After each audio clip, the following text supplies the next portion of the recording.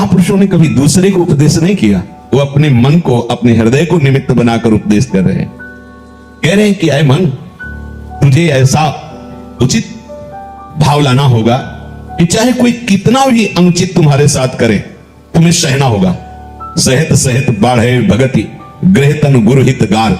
कौन सह सकता है? जिसने अपने संपूर्ण माने हुए को गुरु के चरणों में समर्पित कर दिया। गृह तन गुरु हित गार, हार अपनी करि मानत, चार वेद सुस्मृति चार। हमें उनके रहस्य को जानने के लिए पहले गुरुदेव के चरणों में आश्रित होना पड़ेगा। कुल कर्म न जानत, धार्य विद्या करि विचार, चित हित हरिवंश ही, चित हित हरिवंश। अगर कोई कहता है कि इन ज्ञान की बातों का इस रस मार्ग में कहीं हो सकता है कोई आपसे कह दे, तो आपके पास परिपक्व उदाहरण कितने दे रसिकों के। वो कह रहे जीत तो ही ऐसी चाहिए सब ही की सहिले। कैसे सहूं? 2 कौड़ी का आदमी वो आकर के हमारा अपमान करके चला जाता है, मैं इतना गिरा हुआ हूं। नहीं नहीं, वो 2 कौड़ी का आदमी नहीं, वो तुम्हारा आराध्य देव है। बस समझना है, घट घट में प्रभु रमी रहो, उत्तर का को दे। क्यों ये लड़ाई झगड़ा, ये राग द्वेष, ये क्यों? सब में उसी का नूर समाया। कौन है अपना कौन पराया, तो सबको कर प्रणाम। चाहे जिस शब्दों में ले लो, सब उमादि राम चरण रथ विगत काम मद को, निज प्रभु में देखे जगत के सन करे विरोध।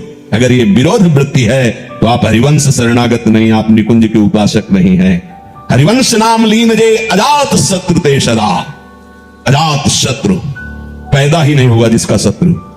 अजात, जात वाले पैदा होता है, अजात पैदा ही नहीं हुआ जिसका शत्रु। पूरी सृष्टि में एक भी कोई द्वेष का पात्र नहीं है जिसके वही माना जाएगा हरिवंश नाम लीन जे। पूरी सखी जी कह रहे कि मानो कोई प्रश्न करे कि कितना सहूं, बहुत सताता है। हम रोज चाहते हैं कि वो शांत हो जाए, हाथ जोड़ते हैं, पैर छूटते हैं, लेकिन वो रोज नया रूप लेकर आता है और मुझे कष्ट देता है। कितना सहूं? तो कह रहे तन छुटी वे लो हद है, सहिले मन धरि धीर, क्यों इतनी ममता करे, कोटिन छाड़े शरीर।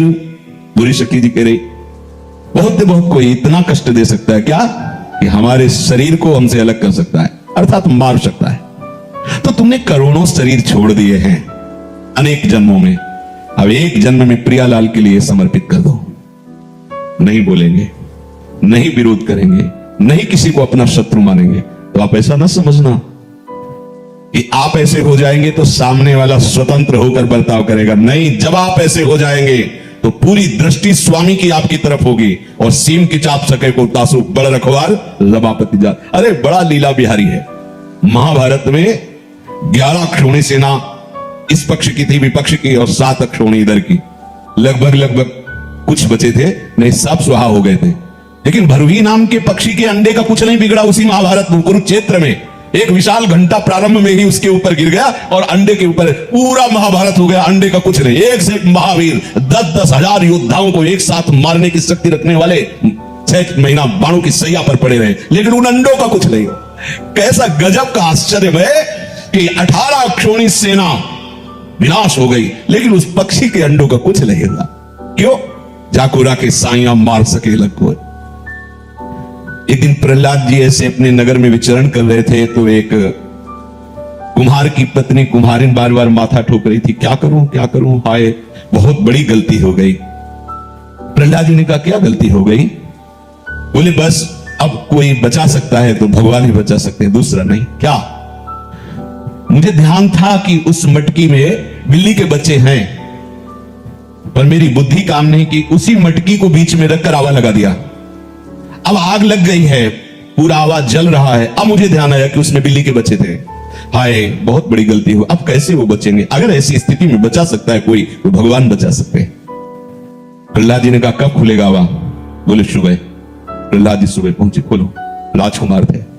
देखो सब मटकी पक चुकी थी और उस मटकी में आंच भी नहीं थी, गर्म भी नहीं हुई थी, और जे भी निकाला तो बिल्ली के बच्चे म्याऊ म्याऊ करके कूदक के भागे।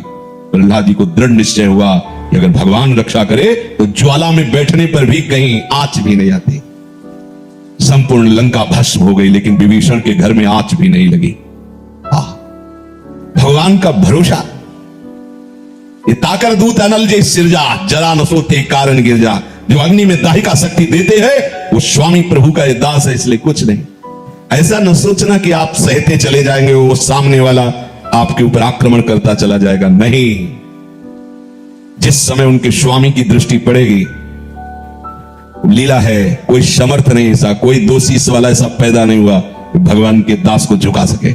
नहीं, विश्वास रखना। हाँ, दुखिया को न सताइए, दुखिया देगा रोए, और जब दुखिया के मुखिया सुने तो तेरी गति का हो। बिल्कुल नहीं, आपको सहला है, आपको क्षमा करना है। ये हमारे पास अस्त्र है, क्षमा।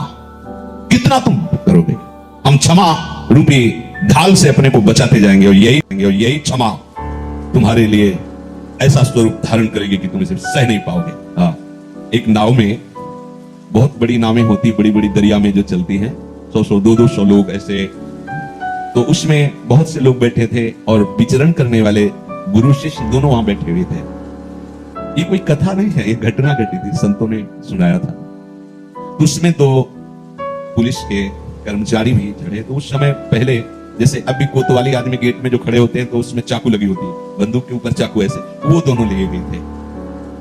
अब वो तो अपने बूट पहने ऐसे। तो जो गुरुदेव भगवान थे उन्हीं के चरणों के पास से बैठा था, तो वही वो आके खड़े हुए, तो बूट उसके पैर में रखे, वो ऐसे हुए कि साहब पैर में हमारे आपका पैर लग रहा, एक चाटा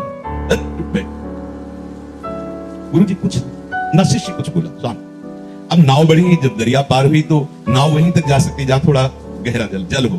प्रायः किनारे इतना इतना जल होता है, पर नाव वहां नहीं जा सकती। तो ऐसे ही 2-4 हाथ के पहले ही नाव लग गई। तो जिन्होंने थप्पड़ मारा था वो ऐसे, वो बंदूक का ऐसे करके छलांग लगाने, अब उनको बुद्धि काम नहीं की कि बालू है, धंस जाएगी। और ऐसा हुआ कि जूता ही फिसला और वही संगीन उनके या और झप से गिरे। तो गुरुजी उठे, एक थप्पड़ से सिक्के मारा। अगर गाली दे देता, कुछ कर देता तो बच जाता, तो चुप रह गया, मर गया। उमा क्षमा श्राप होते भारी, आपको शांत रहना है, आपका मार्ग पुष्ट होगा। उनके प्रति हमारा कोई कट व्यवहार, अगर संत का अपराध बन जाए और आपको कट वचन बोल दे तो नाच पड़ना कि मुक्त हो गया। अगर वो चुप हो जाए, प्रणाम कर ले या हाथ जोड़ ले या सर झुका ले, तो समझ लेना कि ब्रह्मा भी तुम्हें नहीं बचा पाएंगे। ये चाल होती है। संत जिसे अपना समझते हैं उसे कट व्यवहार करते हैं। भूल कर भी तुम्हारा मन कभी कुमार्गामी ना हो। जो संत देख लेते हैं कि हमारे बस का नहीं रहा, तो हाथ जोड़ लेते हैं और मृदु वचन कहकर झुक जाते हैं। उनका झुकना माया का रौंदना निश्चित हो जाता है।